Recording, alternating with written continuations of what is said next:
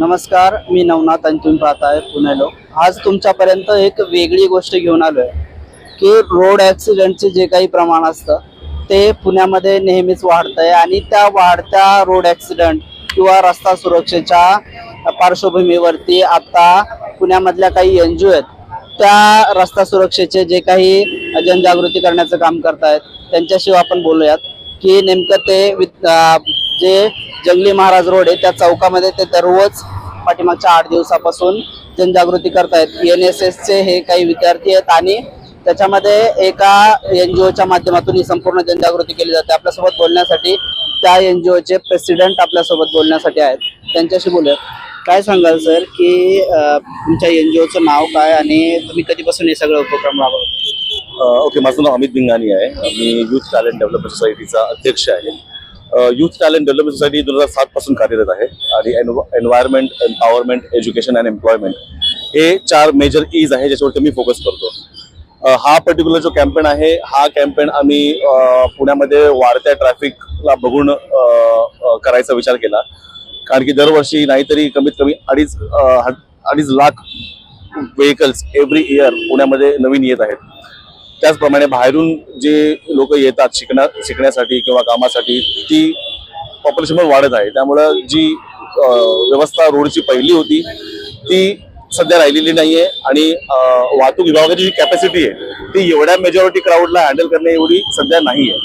तर तो जो गॅप आहे तो फिल करण्यासाठी यूथ टॅलेंट डेव्हलपमेंट सोसायटीचा हा एक प्रयास होता की आपण सावित्रीबाई फुले युनिव्हर्सिटीचे जे एक ऑर्गनायझेशन आहे NSS त्यांच्या विद्यार्थ्यांना एकत्र घेऊन हा पर्टिक्युलर कॅम्पेन करावा जिथे आम्ही तो अवेअरनेस क्रिएट करू शकू की प्रत्येकाने तो एक सिव्हिक सेन्सचा भाग आहे की प्रत्येकाने ती आपली स्वतःची रिस्पॉन्सिबिलिटी समजा अंडरस्टँड केली, तो सिव्हिक सेन्स सर्वांनी बाळगला तर हा जो ट्रॅफिकचा प्रॉब्लेम आहे तो आपण बिलकुल म्हणजे क्षणात मिटवू शकतो. हे ट्रॅफिकसाठी काम करावं असं तुमच्या NGOला का वाटलं? त्याच्या पाठीमागचं काय? जसं मी म्हटलं की दिवसांदिवस ट्रॅफिक फक्त वाढत आहे. ओके, आणि ट्रॅफिक वाढताना आता पुण्यामध्ये आपण समजा घरातून आपण ऑफिससाठी निघालो, कमीत कमी आपल्याला 5 अशी लोक दिसतात ज्यांच्यावरती आपल्याला राग येतो, अच्छा यांनी उल्लंघन केलंय. किंवा आता आजची गोष्ट, मी आता इथे येत होतो, माझ्या कार समोर एक व्यक्ती होता, तो हेल्मेट मध्ये फोन खुपसून बोलायचा प्रयत्न करत होता, पण तो 3rd गिअर वरती आहे, त्याची गाडी नॉक करते, मागून तो ठोकला जाऊ शकतो. माझ्या गाडीने ठोकला जाऊ शकणार होता. हा एकदम सिव्हिक सेन्सचा भाग आहे की तुम्हाला फोन आला तर तुम्ही तो फोन कारमध्ये असा किंवा बाईकमध्ये असा तुम्ही वापरायला म्हणजे थोडं साईडला घ्या आणि मग तुम्ही त्याला अटेंड करू शकता. तर अशा बऱ्याचशा गोष्टी आपण प्रत्येक जण रोज रोडवरती बघतच असतो आणि तरी आपल्याला स्वतःला कळत नाही की आपण त्या गोष्टी स्वतः नाही केल्यात तर कदाचित आपण कुठे ना कुठे त्या घटकाला कमी करण्याचा प्रयत्न करतोय. तर हा जो इनिशिएटिव्ह आहे तोच अवेअरनेस करण्याचा आहे की प्रत्येकाने समजा तो ध्यास घेतला की माझ्याकडनं एकही ट्रॅफिक रूल ब्रेक होता कामा नये आणि तोच मी माझ्या फ्रेंड सर्कलमध्ये आणि फॅमिलीमध्ये मेसेज देणार. तोच अवेअरनेस क्रिएट करण्याचा प्रयत्न केलाय आणि त्यासाठी आम्हाला वाहतूक विभाग, पोलीस डिपार्टमेंटकडनं, युनिव्हर्सिटीकडून आणि NSS डिपार्टमेंटकडून जो सपोर्ट भेटलाय त्यासाठी त्यांचा फार फार धन्यवाद आणि त्यांचा आभार. आपल्यासोबत जे काही विद्यार्थी दररोज ही जनजागृती करतात ते 2-3 विद्यार्थी आहेत, त्यांच्यासोबत एक इनिशियल बाईट घेऊयात. फक्त तुझं नाव काय? माझं नाव रितेश ज्ञानेश.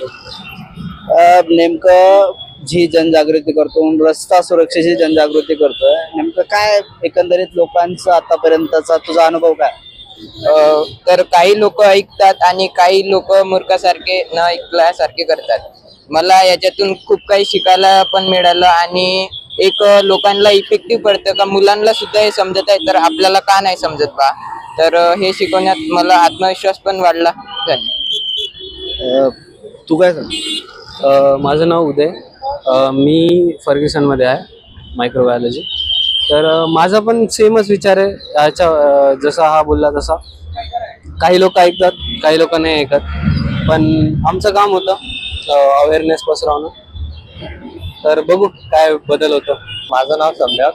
एवढंच सांगेल की सिव्हिक सेन्स आपला स्वतःचा म्हणजे स्वतःच्या मनात यायला पाहिजे. असं कोणी सांगून फोर्स करून ते आपल्या मनात येणार नाही. तर स्वतःच्या मनात असं सेल्फ डिसिप्लिन पाहिजे की माझी लाईफ तर आहेच धोक्यावर, पण दुसऱ्यांची पण आहे, म्हणून ट्रॅफिक रूल्सचं पालन केलं पाहिजे. आता आपण बघितलं की पुण्याच्या बालगंधर्व चौकामध्ये प्रचंड वाहतूक असते आणि या वाहतुकीमध्ये हे जे NSS चे संपूर्ण विद्यार्थी आहेत ते अतिशय चोख पद्धतीने ही जनजागृतीचं काम करतात. परंतु ही जनजागृती करत असताना लोकांनीही त्यांच्या गोष्टी लक्षात घेऊन त्यानुसार वागलं पाहिजे. रस्त्यावरती फोन वापरला तर त्याचा जे काही परिणाम असतील ते त्या स्वतःलाच भोगावे लागतात. त्यामुळे ही संपूर्ण गोष्टी घडत असताना आपण नेमकं गाडीवर चालवत असताना किंवा वाहन चालवत असताना कोणती काळजी घेतो आणि कोणत्या गोष्टी टाळल्या पाहिजेत याची जनजागृती हे विद्यार्थी करतायत. त्यांना त्यांच्या कामासाठी खूप खूप शुभेच्छा आणि अशाच अपडेट पाहण्यासाठी पाहत राहा पुणे लोक.